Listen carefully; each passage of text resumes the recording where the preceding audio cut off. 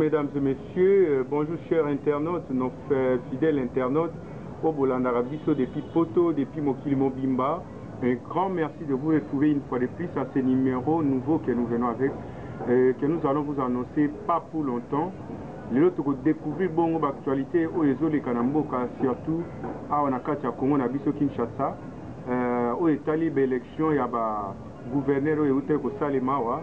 Ensemble tu peux découvrir ensemble nan ko na bino ngai on a ko présenter Guy Gérard Mananisa bongo ba benga ka polo centre moko bo super nango awa pe ba ko non c'est bino ko tai sabino bo solo o ezo le kanaka tamboka na biso awa. Un grand merci comme ça mon boss Didier Ombolo yozo landanga wande to lubaka bo solo le côté zalakate ozo landanga sikoyo depuis Suisse à Zurich.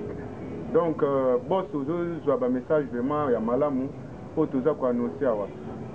Grand merci comme ça, chers internautes fidèles, Nabiso surtout Balanda Kabiso, vous s'abonnez massivement à tout ça, les locaux à Côté, Nabino Penza Makasité, à Wande beaucoup d'actualité, Nyon, Soyamboka, Oezo Lekawa, beaucoup en intégralité, et si comme vous soutenez la chaîne Nabino, Bana Poto surtout Mbolo TV, une nouvelle chaîne qui vient avec une potentialité énorme, vous pouvez s'en chance que beaucoup de monde a Oyobaye Namo.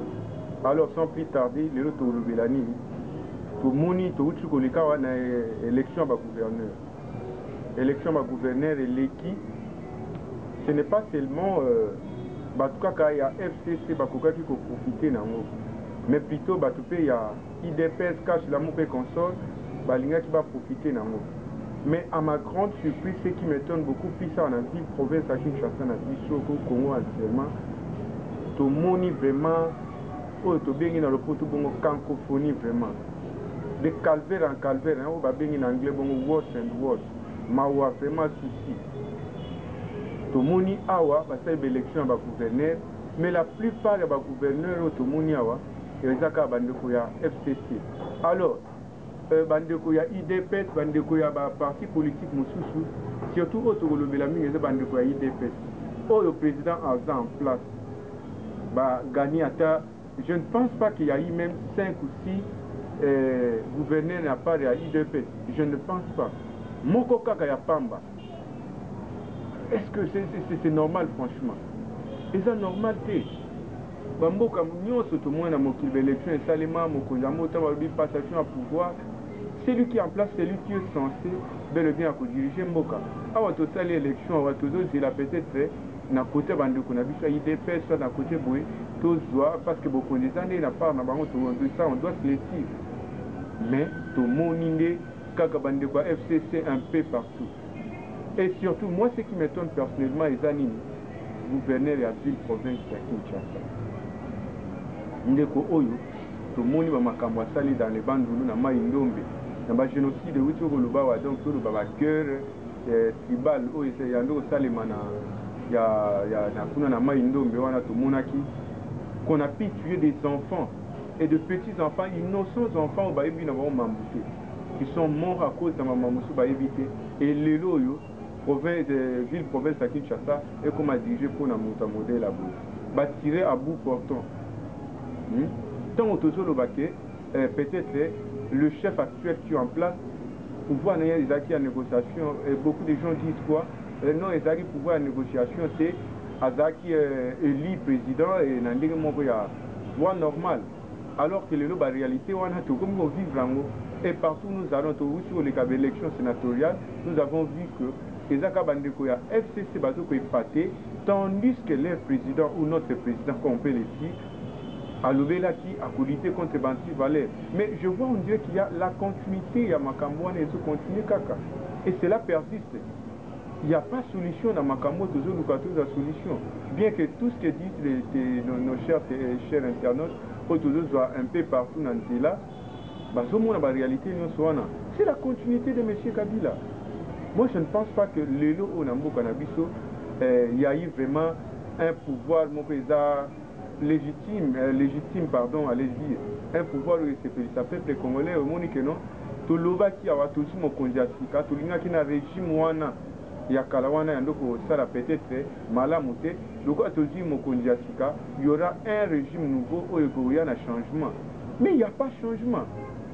Tout le monde a FCC, continue à faire perdre. Mais ces gens-là de l'UDPS, ils savaient que dès le départ, Mabé et Bandaki, mais il faut en assumer. Pourquoi vous allez faire des désordres? Assumez et acceptez-les comme ça. Vous pensez que aussi Mokondi et tout ça, mais il est manipulé, je dirais. Azakachi. Vous pensez que les amis, et vous allez vous commander pourquoi ça vous luka vous que vous kabanda pour bakonzi na bino. Obo bateki ba député na bino bateki ba voix et ceci cela, c'est que lelo toke na élection ba gouverneur. Vous êtes là qui peut-être à ta chance on est coqué kozala, vous êtes à moi 5 gouverneurs, mais c'est pas le cas. C'est la même bêtise qui se répète. Et vous allez condamner qui?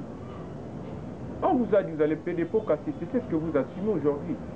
Ce n'est pas parce qu'on vous propose un montant là aux autres, la mbongo, tout ça, vie n'a eu intérêt mesquin. Non. Un chef est là pour l'intérêt populaire, il y a nation, soit il y a peuple. On ne veut pas devenir président pour son intérêt personnel. Pour la solution, on a sous un souci à Baninga. Et sa proposition, quand on te propose peut-être, mais quand on vous propose quelque chose comme ça, ce que ça, que non, ils ont réellement, vous avez les soucis du peuple. Est-ce que au Kondima, au Sarakaka pour et Sengonayo, soit les Botanayo? Mais qui subissons? C'est bien nous qui subissons. Tout ça qui vient pour que vous réussissez pour la vie, il y a la population congolaise, sans tout le monde qui m'a condamné, qui est changement. Mais non, ce sont les mêmes bêtises qui se récidivent. Mon boss Didier Mbolo, c'est ma campagne, c'est mon anakata ville province à Kinshasa. Pas si ils ont continué. Moi, à mon avis, je ne sais pas. Tout y a dollar, peso, matasio comme qui commande qui ou qui fait quoi? Ah, on a le Premier ministre. Est-ce que c'est une question fondamentale qui se pose? Le Premier ministre, on a Akobimate, à côté à FCC. Et qui va commander, qui va diriger qui? Oh, tout le chef de l'État, non. On dirait qu'il est étiquette. Moi, je ne pense pas qu'un chef peut être manipulé, soit un chef peut être dirigé par qui que ce soit. C'est bien lui le chef, c'est lui le garant de la nation. Il doit assumer ses responsabilités, surtout vu son peuple a des promesses qu'il a faites pour la population. Nous attendons des positivités, mais finalement, c'est de la foutaise qui continue. C'est la médiocrité. Il n'y a pas de changement. Nous devons continuer. Moi, je ne pense pas que ce serait facile que le chef en place va bien travailler. Mais le souhaitent tous les Congolais. Ils commencent maintenant à vivre des calvaires. Donc, moi, ce que je prie, que ces gens-là comprennent bien que le pouvoir a été négocié. Vous avez vendu tout ça. Alors vous devez en assumer. Assumez-les. Dans la rue.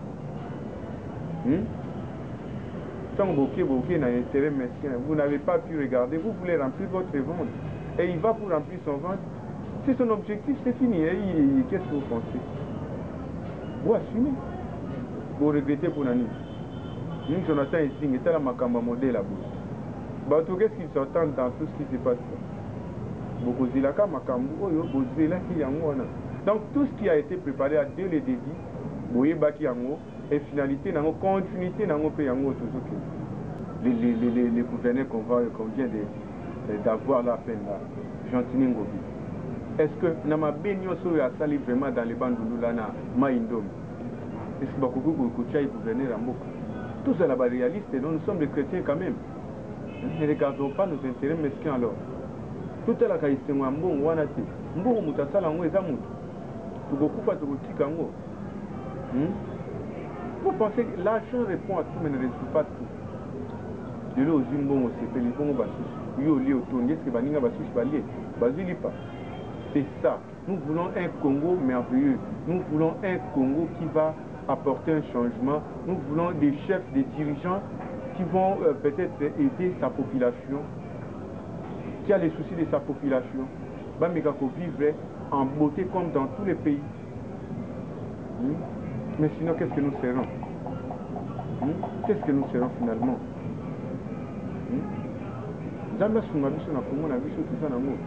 Des gens qu'on va élire là, je ne sais pas, dans la province, hein, Zoé Kabila, de gouverneur. Non, c'est de la foutaise ça. C'est de la cacophonie qui persiste finalement. Moi je ne peux pas accepter, même si c'était moi le dirigeant de cette... Non. Moi je ne peux pas regarder parce qu'on me propose un montant, soit tout négocier pour la raison mon cobo. Non. On se réjouit de ce qu'on a pu mériter. Mais ce qu'on n'a pas mérité, son importance c'est quoi? On a mérité le côté qu'on a ça dans la négociation parce que non, ça n'a pas de sens. Tous à la capacité, tous à la réalité, tous à la tous à la Christ quand même. Tout le béla bossolo, tout ça est la bossolo. Dieu nous jugera un jour. Vous pensez que quand nous faisons ceci, s'il est bien à mon kilomètre, tout le monde a besoin, mais lui-même en haut là ne voit pas tout ce qui se passe. Il nous jugera un jour. Non, non. Bah, tu as eu des personnes, pas ce là. Tu vas comprendre que non. Il y a la corruption qui persiste toujours. Bah, tu vas aller le là qui on a, c'est continuel. Les autres sur la tête. Et les autres sur la tête. Ça continue. Il dit on bolo boss na biso patron na biso asala biso et tout à la peau. Azo la na makamno no ba yebi yango. Et puis DG na biso Mariana Ntonza ya yebi. Hein? Monter na biso moko réalisateur pe na biso wana to bengi David. David yenda yebi makamto sala. Nous quand ici passion et ça souci et tout le vis-à-vis so boss. Surtout zo le babu ça souci pe passion moko et ça la passe. Tout le monde est que tout ce régime y a sika mokonda sikaye makambuza mala mais non. C'est la Kabylie qui continue. Et tout ça la passe dans mon thème. Pas si vraiment. Nous ne savons pas quoi faire. Nous étudions mais on ne sait pas où être embauché à des gens qui ont étudié. Ce qui m'étonne beaucoup plus dans notre pays, des jeunes qui étudient, parce qu'ils n'ont pas de diplôme, parce qu'ils n'ont pas de grade, ils peuvent travailler dans des entreprises qui sont bien installés là, mais non, ils vont chercher des étrangers pour embaucher bango et ban amboka o batangi. L'important c'est que les batangi pour pas garder ba diplôme en anda. Besoin que la population, vous n'aidez pas la population. Nous on a vraiment, en tout cas, il n'y a pas de changement. Makambo meka ko bongwana. Ils ont besoin pour les débit bon aussi cause finalité na we ko zalandengeni. Et ko zalandengeni. Là, nous vivons l'enfer déjà. Vous voyez? On ne sait pas déjà préparer son avenir dès maintenant. Demain, qu'est-ce qu'on prépare? Quels sont les projets d'avenir dans Nyo Soezoya? Vous allez la montre. Donc, on linga, on tindika muninga na libulu. Yeba angoke. On risque payer moko au côté na libulu wana. Alors, un grand merci bongo to komi na suka ya banos na biso to andoko annoncer bino. Et ça, la réalité, tous ceux qui vivent à Kinshasa, vraiment, ça fait débat. Et ça, monter ma page un peu partout. Donc, pas chez Zamakasi, Zamba Sungambo, au Congo, pour que Makamwe les Kamalamu, bien que tout ce qui se passe, dans médiocrité, les autres continuent. Donc, on ne sait plus quoi faire. Donc, Tokomina Suka Bongo, un grand merci à Binoba, fidèle internaute, à Biso Bolandaka, Biso, surtout Binoba na photo. Vous allez toujours scotché et branché. C'est ici que vous aurez toutes les nouvelles ou toutes les actualités du pays, en dehors du pays là où vous êtes. Bolanda biso botika la kaka branché dans Mbolo TV à boss na biso Didi Mbolo il y a des patrons na biso. Ou à ça la biso bon na ba caméraman il y a danger ne trailer joli ou ya zo lamba biso na ba image yo. Et biso pe ba présentateur na ye et longo qui toko penza ambiance za la kaboye ndé moto ça la biso bo. Gaël Mpia, depuis les États-Unis, mon ami, pas si à moyen de Salagande, Salagawana. Na sepe là-bas, les mbanga Western Union, Tagayo Masana Gaël. Il y a Tongo, Jika, Pena, la photo et sous-ici, la photo, des mignons garçons, des young top. Bambo Tenayo. Un grand merci comme ça à Steve Mayamba, le diamant bleu. Jeune Moko Bonabastema, il y a place aux Bambo Tenayo. Un grand merci comme ça à mon ami Ezing et Jonathan. Voilà, Master Pena, casse vraiment pour tout le banaba vérité, tout bon banaté, le côté.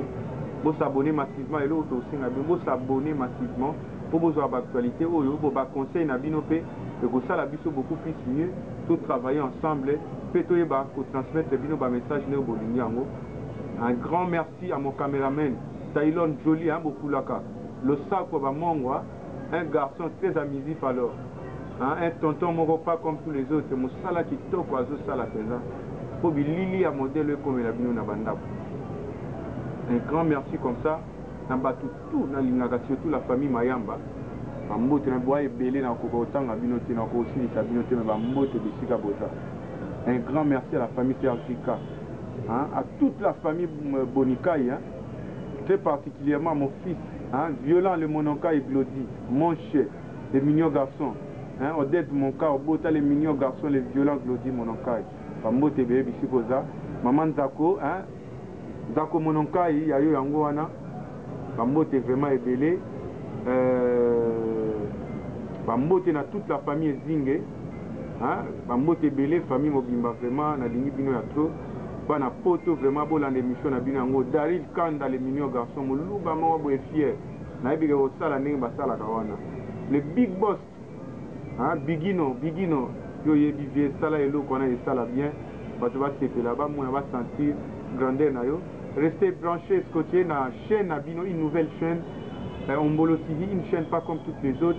C'est ici que vous aurez toutes les nouvelles. Il y a Mbo Cannabis en intégralité. Beaucoup de sang atteint l'eau mon côté. Ensemble, tout prochainement un nouveau numéro Mosusu. Ciao ciao, bye bye. Na boss Nabiso, Didier Ombolo, et Sabiso Chansouana.